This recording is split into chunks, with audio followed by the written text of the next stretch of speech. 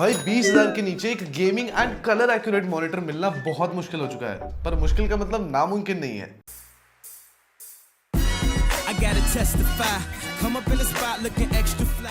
ये है भाई Lenovo Legion 27Q10 मॉनिटर। इस वीडियो के अंदर हम इसी मॉनिटर के बारे में बात करेंगे, इसके प्रोज क्या है, इसके कॉन्स क्या है, और हाँ कॉन्स भी हैं। तो ये वीडियो एंड तक देखना अगर इस मॉनिटर को लेने का सोच रहे हो। एंड एज ऑलवेज चैनल पर नए हो तो मेरा नाम है कैश, चैनल का नाम है टेकबेट, और ऐसा मसालेदार कंटेंट यही मिलेगा। तो भाई कटर ढूंढ के लाया मैं।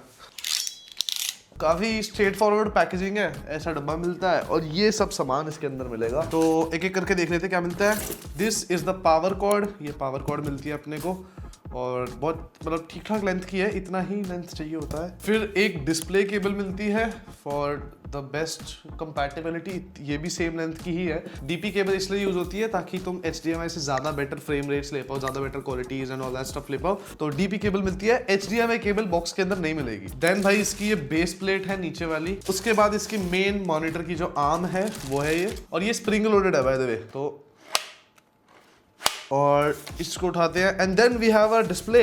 लीजन की ब्रांडिंग भाई ये देखो डिस्प्ले है, और काफ़ी मतलब प्यारा बैक है इसका। मतलब अगर if you look at it, मतलब थोड़ी गंदी है उसको छोड़ के बहुत मतलब सेक्सी लग रही है भाई। अब इस मॉनिटर को अगर तुम्हें सेटअप करना है, मतलब इस पर स्टैंड लगाना है, तो पहले तो इसको इसी वापस थर्मोकोल में डाल लो, जल्दी जल्दी में निकालना नहीं है। उसके बाद ये स्टैंड लो, जो इसका स्टैंड है इसको ऐसे यहाँ पे रख दो। जो ये 4 स्क्रूज है ना, इसको हमें अलाइन करना है चारों साइड से, और जो ये थंब स्क्रूज दिए थे हमें ये वाले, इसके अंदर इसको डाल दो और बस नॉर्मली स्क्रू कर दो पूरे अच्छे से। इसको जितना हाथ से टाइट कर सकते हो उतना कर दो। तो एक बार बस इसको ऐसे कर दिया, देन इट्स डन।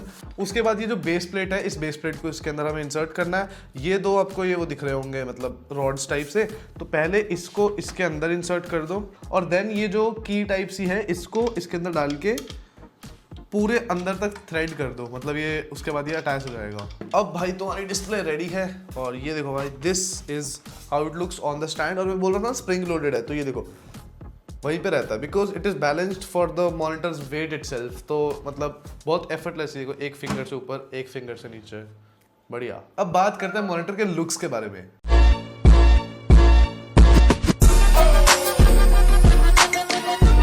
बेजल्स इसकी काफी पतली है, बट चिन ऑब्वियसली थोड़ी सी मोटी है ही। आगे की साइड पे लीजन की ब्रांडिंग है, स्टैंड पर भी लीजन की ब्रांडिंग है, और इसके यहाँ पे एक केबल मैनेजमेंट का कटआउट भी है, तो यहाँ से केबल निकाल के you can put it at the back. पीछे की साइड पे भी लीजन की ब्रांडिंग है और स्टैंड पर Lenovo लिखा है। इन माय ओपिनियन ये मॉनिटर बहुत ज्यादा बढ़िया दिखता है। मतलब वैसे वो बल्कि से गंदे से मॉनिटर नहीं है, विच कम at this price range.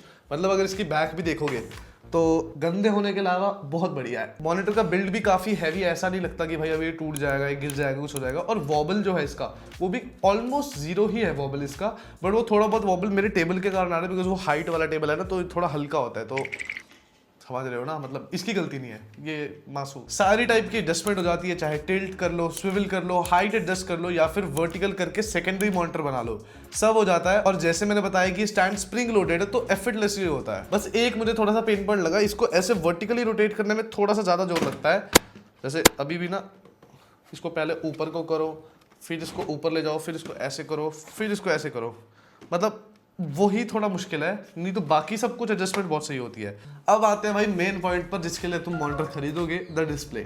27 inch की 240 हर्ट्ज 1440p डिस्प्ले है ये, और स्टैंडर्ड 16:9 का रेशियो है, और 1440p होने के कारण शार्पनेस काफी बढ़िया मिलती है। कोस्टा रिको में अगर आप देखोगे शार्पनेस बहुत बढ़िया, हाईलाइट्स बहुत बढ़िया, शैडोज थोड़े से डल लगे, बाकी सब कुछ अगर हम ओवरऑल देखें काफी बैलेंस लुक देता है। और 1440p का एक और फायदा क्या है, टेक्स्ट और UI भी काफी क्रिस्प लगता है। नहीं तो कई बार ना मॉनिटर्स के अंदर घोस्टिंग सी होने लग जाती है, तो वो नहीं होता इसके अंदर, if you have the correct settings on this panel. अभी ऑब्वियसली गेमर ओरिएंटेड है, तो 240 हर्ट्ज के साथ MPRT का भी सपोर्ट है। इसको अगर बेसिकली मैं समझाऊं तो स्क्रीन की जो ब्राइटनेस है वो थोड़ी सी कम हो जाएगी, बट जो इसका रिस्पॉन्स टाइम है वो 0.5 मिलीसेकंड हो जाएगा, जो कि फास्ट पेस कंपेटिटिव गेम्स जैसे वैलोरेंट, CSGO, उन सब गेम्स के लिए बहुत इंपॉर्टेंट और बढ़िया फीचर है। इसे इनेबल करने के लिए तुम यहाँ से नीचे वाले मेन्यू से इसे ऑन कर सकते हो। मेन्यू से याद आया भाई, इसके बटन्स मुझे नहीं पसंद आए। इसके बटन्स ना जॉयस्टिक वाले नहीं है, वो जो टक टक टक वाले बटन्स होते हैं वो है ये। तो कई बार इसको ऑन करने के लिए, जैसे अभी ये, तो पूरा मॉनिटर वॉबल करता है just to click the button.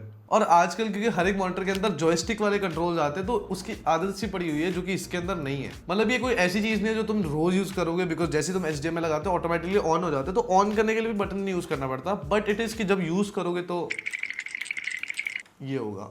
Simple अगर कंटेंट कंजम्पशन की बात करें या व्यूइंग एंगल्स की बात करें, सामने 3-4 सैंपल लगा रहा हूँ, इसमें कोई कमी नहीं है एट ऑल। बढ़िया ब्राइटनेस है, बढ़िया शार्पनेस है, कॉन्ट्रास्ट रेशियो भी बहुत बढ़िया है। बस एक suggestion to anyone that is buying this monitor, इसका HDR मोड ऑफ रखना। ऐसा नहीं है कि इस पे HDR बढ़िया चलता नहीं है, HDR कंटेंट बढ़िया चलता है, बट अगर तुम इसका इनबिल्ट HDR वाले मोड से इसको ऑन करोगे, वो कलर्स को ना बहुत ज्यादा मतलब ऑफ कर देगा। वैसे HDR 10 का सपोर्ट है इसके अंदर, बट ब्राइटनेस कम होने के कारण वो ट्रू HDR वाली फील नहीं आती है। तो मेरा सजेशन यही है कि तुम इसको HDR ऑफ पे ही चलाओ, स्टैंडर्ड डेफिनेशन रेशियो जो होता है उसी पे चलाओ। ब्राइटनेस की बात करें तो 300 निट्स के आसपास आती है, जो कि इंडोर यूज के लिए बढ़िया है। इंडोर यूज के बाहर कौन यूज कर रहा है, मतलब बढ़िया ब्राइटनेस है, 300 निट्स बहुत क्लियर विजिबल है। गेमिंग की बात करें तो भाई दबा के गेमिंग करिए इस पे। मैंने, तुम जज करोगे, मैंने माइनक्राफ्ट खेली इस पे, बट बेड वॉर्स खेला भाई, जो कि थोड़ा हाई स्पीड गेम होता है। उसके अंदर 240 hertz has help me a lot, मतलब काफी ज्यादा फ्लूइड लगता है हर चीज। And obviously Valorant, call of duty, CSGO, वो सब गेम्स भी इस पे चलाई हैं, वो भी बहुत बढ़िया चलती है। 240 hertz really leaves an impression. और साथ में अगर तुम MPRT को ऑन कर दोगे तो 0.5 ms का लेटेंसी हो जाता है, बट हाँ याद रखना ब्राइटनेस थोड़ी सी कम हो जाएगी, बिकॉज उसको ज्यादा पावर चाहिए।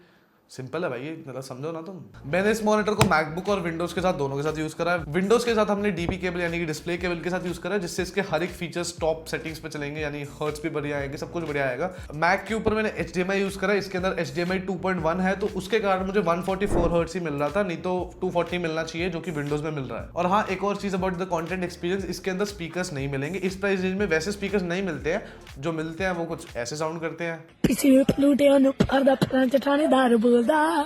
तो भाई नहीं मिल रहे हैं for a reason. Back side पे एक हेडफोन पोर्ट भी है, तो अगर तुम्हें ऑडियो आउटपुट इससे लेना है वो भी कर सकते हो। अगर तुम्हारा PC दूर पड़ा है या फिर उसमें पोर्ट नहीं है तो इससे भी आउटपुट ले सकते हो। अब थोड़ी टेक्निकी बातें कर ले। कलर एक्यूरेसी की बात करें तो 1000:1 रेशियो मिलता है कलर एक्यूरेसी का। बेसिकली दिस टेल्स कि ब्लैक और व्हाइट में फर्क कितना है। तो अगर तुम कोई मार्वल मूवीज देख रहे हो तो उसमें ज्यादा अंधेरा अंधेरा होता है, वो ज्यादा क्लियर दिखेंगी जितना बड़ा ये नंबर होगा। OLED मॉनिटर्स के अंदर तो बहुत ही ज्यादा कॉन्ट्रास्ट रेशियो होता है, बट इसके अंदर 1000:1 है, जो कि इस प्राइस पॉइंट और इस पैनल के लिए बहुत बढ़िया है। 99% sRGB है और 90% DCI P3 कवरेज भी मिलती है। तो बेसिकली कलर ग्रेडिंग या वीडियो एडिटिंग करनी है या फिर जो भी कोई काम हो जिसमें तुम्हें कलर एक्यूरेट चाहिए, तुम उस पर कर सकते हो। ऐसा नहीं है कि तुम्हें ऑफ दिखाएगा। और साथ में इसके ऊपर एक एंटी ग्लेयर कोटिंग, अगर तुम देख रहे हो अभी यहाँ से लाइट पड़ रही है तो इसको थोड़ा डिफ्यूज करके दिखाता है। तो बेसिकली अगर तुम्हारे कमरे में पीछे ट्यूबलाइट लगी है तो उसका जो रिफ्लेक्शन है वो थोड़ा डिम्ड आउट दिखेगा। और अब बात करते हैं इसके प्राइस की। This is priced at 20K on Lenovo's official website. Amazon पे अभी आउट ऑफ स्टॉक चल रहा है। अगर प्राइसिंग बदलेगी तो नीचे डिस्क्रिप्शन के अंदर जो भी लिंक होगा वो चीपेस्ट वाला होगा, तो वहां से जाके तुम खरीद सकते हो। ओवरऑल अगर कंक्लूजन दूं तो भाई मुझे बस इसके बटन नहीं पसंद आए और इसका जो HDR की ट्यूनिंग है वो थोड़ी ऑफ लगी। उसके अलावा this is a perfect monitor for under 20K, one could say that. तो अगर तुम्हें खरीदना है, डिस्क्रिप्शन के अंदर लिंक पड़ा है। कोई क्वेश्चन हो गए तो कमेंट में लिख देना और वीडियो पसंद आएगी तो लाइक कर देना। मेरा नाम है कैश, चैनल का नाम है टेक बट, और मैं तुम्हें अगली वीडियो में मिलूंगा।